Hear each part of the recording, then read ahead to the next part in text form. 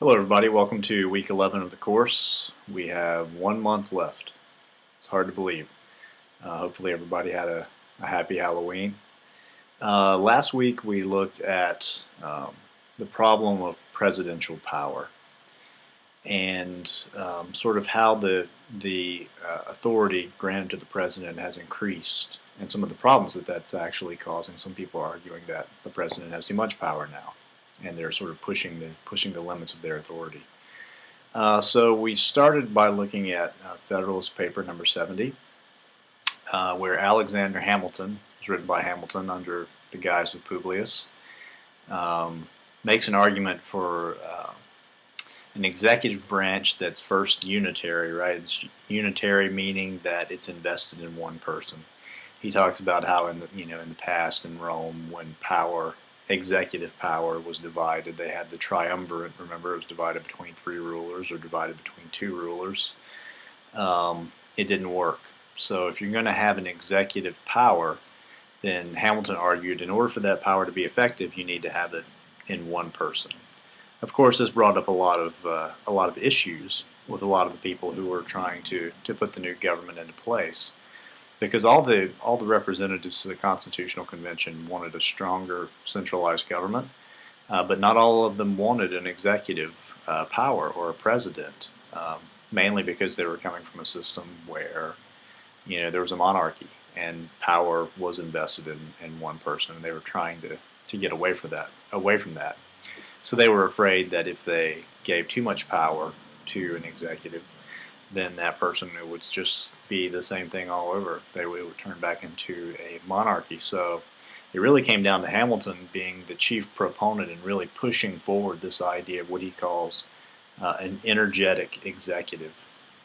And what he's talking about when he says energetic is somebody who has the means and the abilities to actually carry out the tasks that the executive has been set, right? Somebody who, going back to his earlier point about if you're going to set certain goals or certain ends for somebody, you need to give them the means to do that. That's what he thought should happen with the executive power, especially in cases of foreign policy and war. In times of conflict, Hamilton thought the government needed to act quickly. And the way that the legislative branch was set up and the rest of the U.S. government was set up, it wasn't designed to act quickly. It was much more deliberate. Checks and balances, the veto power, things like that sort of make sure the government doesn't necessarily operate in a timely fashion. But in times of crisis, Hamilton argued that you need the strong executive power to step in and take decisive action. So essentially that's what happened, and that's why Article 2 of the Constitution focuses on the executive power. The first article in Section 2, or in Article 2, says that the executive power will be vested in a president of the United States. So right there is Hamilton's first concern, that it be unitary. The executive power is focused on one particular person, the president. And then it goes on to list certain powers that the president has. But it's interesting, and this is one of the problems with presidential power, is that it doesn't list that many. It's pretty vague, actually, when it refers to the enumerated powers given to the president through the Constitution. One is, of course, that the president is the commander-in-chief of the military, which goes back to this notion of during times of conflict and times of war, the president has the authority to wage war.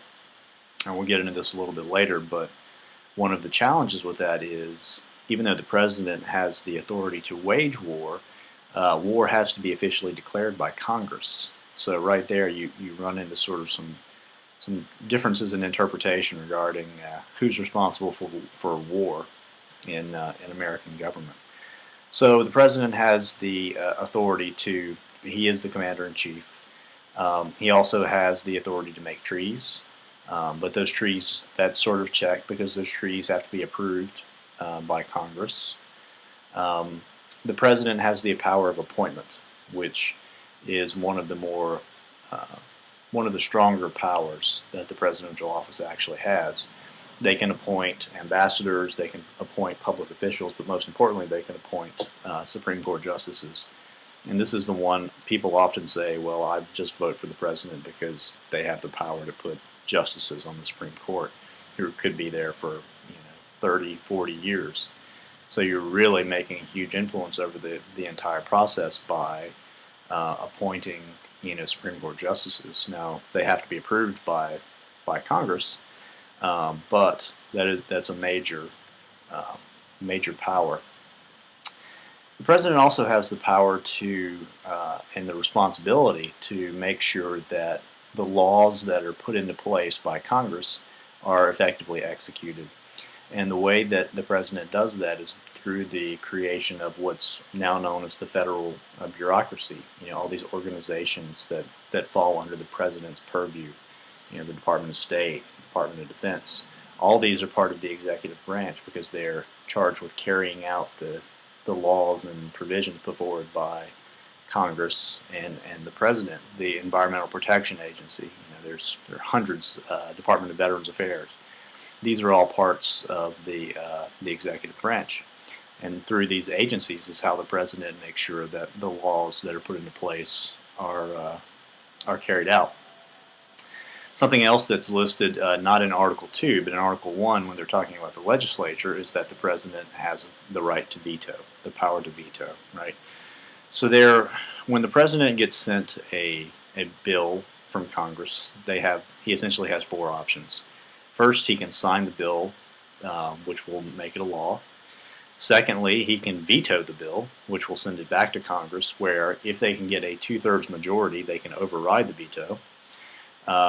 And then the president has a choice of doing nothing, sitting on that bill for 10 days. And then two things can happen in this particular case. One, if the president sits on a bill for 10 days and Congress is still in session, then the bill becomes a law. If the president sits on a bill for 10 days and it happens to be during that 10 days Congress is no longer in session, the bill is considered vetoed. And this is what's known as a pocket veto. So essentially those are the primary responsibilities and powers that are listed for the president. But over time, presidential power, because it hasn't been very clearly specified in the Constitution, has expanded, and lots of interpretations have happened. Right? It started with Washington setting things like executive privilege, right? And we'll talk about that a little bit. But executive privilege is the notion that the executive branch and the president have the authority to keep documents secret. For instance, if there's an investigation going on into something that the executive branch has done, and Congress requests particular information, proceedings from a committee meeting or something like that, the president can declare executive privilege, which can actually prevent Congress or the Supreme Court from getting that particular information. But Washington actually sort of set the precedent for that. And then, as things went on, some presidents were more, wielded their influence more than others. Andrew Jackson was a big one who really started to expand the limits of presidential power. Abraham Lincoln, of course, during the Civil War. Once again, you find that when presidential power has increased the most has been during times of conflict. So the Civil War was a big one, where the president, and during the Civil War, the president suspended habeas corpus, which had to do with military prisoners and the way that they had to be treated and things like that. And then during World War II, FDR really expanded the limits of presidential power, not only from being in office for 4 terms, or being elected 4 terms, but through the regulations that he was putting into place through executive orders. And that's another thing that's... so one thing to say about executive privilege is it's not specified in the Constitution. So some people say that it's unconstitutional. And they say that because the framers did not include executive privilege in the Constitution, then they were saying that Congress should have the right at any time, or the judicial branch should have the right to request this information from the executive branch. But the Supreme Court has not interpreted it that way. So based upon Supreme Court interpretation, executive privilege still stands. But going back to FDR and the increase of presidential power, there's another mechanism that presidents have called executive orders. And an executive order is a proclamation or an order that's given by the president that regulates what happens in the executive branch, which reaches out to all the different agencies that fall under the executive branch.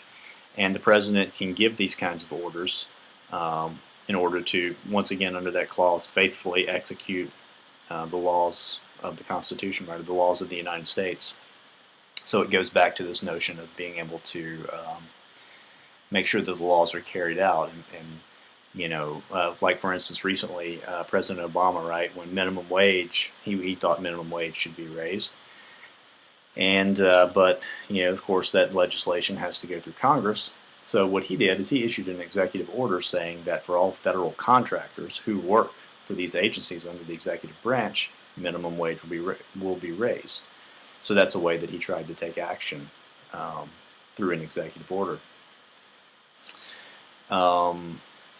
President Bush, there was another sort of controversial when he first came into office. Embryonic stem cell research was sort of a hot topic, right? A big deal.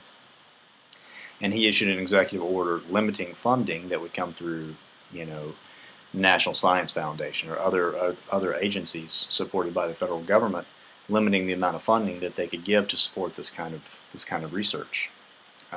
So yeah, executive orders or something, and executive orders carry the same weight as a law. They're considered law. So that's, once again, this is another thing that's not specifically specified in the Constitution, but it's sort of been interpreted by different presidents going back to FDR, who created all these federal agencies to carry out sort of his New Deal. He holds the record for, I think he during his term he put, I think, 3,600. He issued 3,600 executive orders. George Washington issued 8, I believe, or 4 maybe. And then I think Obama has issued maybe 300, something like that. So, we think Obama's wielding the executive order wand pretty harshly. But of course, if you look back to FDR or even any other presidents prior to Obama, they have issued executive orders at a similar or even higher rate in a lot of cases. So yeah, presidential power has expanded, right? And Stark talks about that a little bit, and he talks about some of the challenges that go along with that, because with the advent of television and now the internet, the president has a great deal of visibility, right, and a great deal of influence through that visibility. There's an old saying talking about the media and the president, and it's that all cameras point towards the White House, sort of like the same idea that all roads lead to Rome. So all the media outlets are focused on the president. He's sort of the focal point of U.S. government, for better or ill. So for that reason, because he has higher visibility, it creates sort of this idea of increased expectations of what the president should do.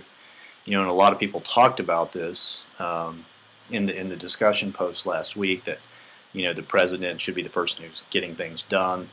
The president is the person who's responsible for the well-being of our society and things like that. And the president, through this increased visibility and increasing presidential power, has essentially put himself, or maybe herself in the future, into a place where perhaps the expectations that the people have of them actually exceed their abilities to do things, right? Because they are still bound by the legislative process. Sure, they play a major role in legislation through either approving or rejecting certain legislation, although that can be overridden. They're not the ones that are actually going into Congress and making the laws. They may present a bill to Congress, but ultimately that's still, the responsibility is still with, it has to be introduced by somebody in Congress. It can't be introduced by the president. It has to go through the committee process, where whatever is submitted is going to be significantly modified, just like Obamacare is a perfect example, right? Or the Affordable Care Act. Uh, the bill that was submitted by Obama was, greatly chopped up when it went through both the House and the Senate, and then the Congressional Conference to come up with what is now the Affordable Care Act. It bears, little resemblance to the bill that was actually proposed, or at least it's been significantly modified, right? So even calling that bill Obamacare at this point seems to be a bit of a misnomer because it's not the bill that he submitted. So the president is still subject to congressional, power, congressional authority when it comes to making the laws, right? And then once again with the interpretation of the laws, that lies with the judiciary branch or the judicial branch. So yeah, I mean, the president can do things, right? And I mean, even, of course, one of the biggest points of contention over the past several years has been this notion of war, right? Who is responsible for war? Because once again, the Congress declares war officially, and not only do they declare war, but they provide the funds and the regulations to govern the armed forces and war. But yet, the president, through their role as commander-in-chief and their power to wage war, has often engaged in very long conflicts without an official declaration of war ever being issued by Congress. The last time Congress issued a formal declaration of war was in 1941, after Pearl Harbor was bombed. So that leaves Korea, Vietnam, the first Gulf War, second Gulf War, Iraq, Afghanistan, Kosovo, all these things that have happened, in the past 70 years, have not been official declarations of war, but yet we still refer to them as the Vietnam War or the Korean War, when in fact that's not accurate, right? So one thing that was put into place in 1973 was the War Powers Act. After Vietnam, and a lot of the controversy surrounding Vietnam, people made the argument that if Congress had known, because Johnson withheld information from Congress, once again due to executive privilege, he was able to do that, withheld information from Congress about what was going on in Vietnam and what we were doing. So a lot of people made the argument that if Congress had known what was happening and had been charged with officially declaring war, then it never would have happened, right? Or a lot of the loss of lives could have been prevented. So the War Powers Act 1973 said that the president has the ability to wage war or participate in military campaigns for 60 to 90 days. After that point, it has to be recognized by Congress in some way, or it has to be authorized by Congress. So with Iraq and Afghanistan, the most recent wars, Congress did pass a joint resolution allowing the president the authority to, even though war was never officially declared, this resolution passed saying that the president had the authority to carry out these military actions.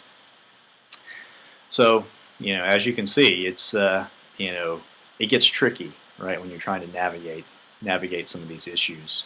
Especially with the rising visibility of the president, right, and the vague powers that are given to the president, and the interpretation of those powers, based on the vagueness, which essentially goes back to this idea that many people who were writing the Constitution were uncomfortable about giving the president an exhaustive list of powers, because they were afraid they would end up back where they had been before. So that's kind of the way, and then this gradual accumulation of power that presidents have. It's kind of like once you gain ground, it's hard to go back, right? So the power that they've gained through the Civil War, through World War II, after 9/11, right? These kinds of things have given more power to the president. Okay, so this week we're going to be shifting gears and moving from presidential power into Congress. We're going to be looking at this notion of gridlock, right? We think of gridlock, as a bad thing, especially considering this week is this is the election coming up tomorrow, as a matter of fact. So I highly encourage you guys to get out and vote. But first, to educate yourselves on the candidates that you're going to be, and on the bills that you're going to be voting for. So, yeah, we'll be talking about gridlock coming up this week. Considered to be an ill, perhaps mistakenly so. Perhaps gridlock is not as bad as we sometimes think that it is. Okay, if you guys have any questions, let me know. I will post your discussion question on Wednesday morning. Please participate in that discussion in your groups, and I'll see you next week.